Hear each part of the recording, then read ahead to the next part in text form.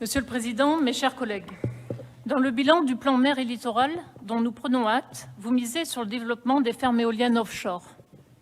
Nous rappelons que l'éolien, industrie moderne et récente, s'accompagne d'un cortège d'impacts environnementaux sur les paysages, le bruit, sur la faune, etc.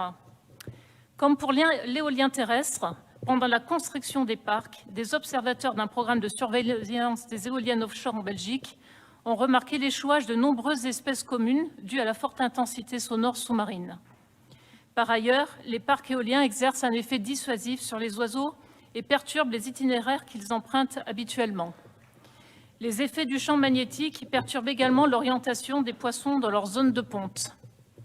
En l'occurrence, le projet Provence Grand Large se trouve à proximité du parc naturel régional de Camargue, le lieu idéal pour observer les flamants roses, espèce emblématique régionale, des oiseaux migrateurs volant essentiellement de nuit pendant plusieurs centaines de kilomètres.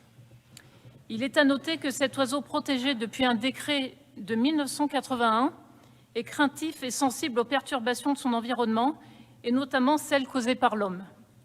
S'il se trouve dérangé pendant sa période de reproduction ou de nidification, comme cela pourrait être le cas à proximité des éoliennes en mer, les couvées de la colonie entière peuvent être menacées. Or, comme vous le soulignez dans de nombreuses délibérations, la préservation de l'environnement et la biodiversité sont les fils conducteurs de l'action des parcs naturels régionaux. Outre les coûts d'installation et de maintenance 2 fois plus importants que sur Terre, les éoliennes produisent une énergie intermittente qui fluctue en fonction de la météo. Ce sont pour toutes ces raisons que nous sommes plutôt favorables au développement de l'hydrogène vert, non produit par l'éolien, car il a la capacité de décarboner rapidement certains secteurs comme la mobilité lourde ou les industries gourmandes en énergie.